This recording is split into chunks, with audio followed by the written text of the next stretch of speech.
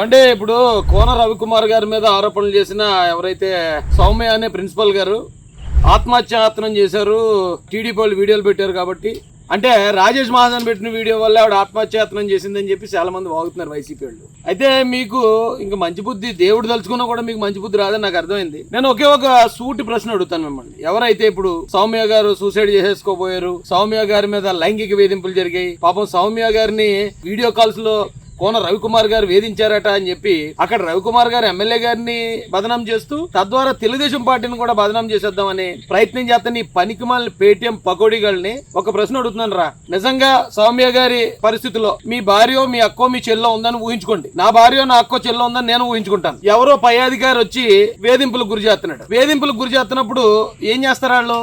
ఇక్కడ పని చేయలేకపోతున్నాం, ఇక్కడ ఉద్యోగం చేయలేకపోతున్నాం, ఎందుకు వచ్చింది ట్రాన్స్ఫర్ పెట్టుకుని ఎక్కడికన్నా పోతే బాగుంటది అని కదా ఆలోచిస్తారు. ఆవిడ నిజంగా వేధింపులు ఉంటే అక్కడ ఉండాలని కోరుకోదు కదా. ట్రాన్స్ఫర్ ఆవిడ ట్రై చేసుకున్నాం, ఆవిడ ట్రై చేయలేదు. పోనీ ఇప్పుడు ట్రాన్స్ఫర్ వచ్చింది. ట్రాన్స్ఫర్ వచ్చినప్పుడు అమ్మ గొడవ లేదురా బాబు, నీకు ఎక్కడి నుంచి నేను ఏ వీడియో కాల్స్ మాట్లాడక్కర్లేదు, నన్ను ఎవరు వేధించరు, శుభ్రంగా ఎక్కడి నుంచి వెళ్ళిపోతానని చెప్పేసి వెళ్ళిపోవచ్చు కదా.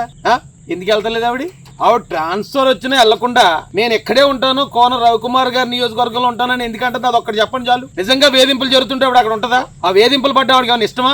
ఆవిడ నేను వద్దు, నాకు ట్రాన్స్ఫర్ వచ్చినా నేను వెళ్ళను, నేను రవికుమార్ గారి నియోజకవర్గంలో పనిచేస్తాను రా మొర్రో, నాకు అన్ని ఇక్కడ బాగున్నాయి, అన్ని సౌకర్యాలు ఉన్నాయని చెప్పి ఆవిడ చెప్తా ఉంటే మీరేట్రా అక్కడేయో వేధింపులు జరుగుతున్నాయి, ఆవిడని లైంగికంగా వేధించారని పనికిమాలిన ప్రచారం చేస్తారు ఎదవల్లారా.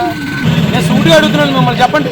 అదే మీ భార్య మీ అక్కో చెల్లు అయితే అలాగే వాళ్ళ వేధింపులు జరిగే చోట ట్రాన్స్ఫర్ వచ్చినా వెళ్ళకుండా ఉంటుందా? అప్పుడన్నా మీరు అర్థం చేసుకోవాలి కదరా. ఆవిడ ట్రాన్స్ఫర్ ఇష్టం లేక ఈ లైంగిక వేధింపుల డ్రామా ఆడింది. ఇప్పుడు ఏదో నిద్రమాత్రలు మింగేసింది అంటున్నారు. ఆ మింగేయమని సలహా ఇచ్చింది కూడా వైసీపీ వాళ్ళే. ఎందుకు చెప్తున్నాను ఇదంటే, గతంలో దివ్యల మాధురి దువ్వాడని దువ్విన ఆవిడ కూడా ఇలాగే చేసింది. అంటే మీ స్టైలే అది. ఎవరు నమ్ముతారా ఇలాంటివి?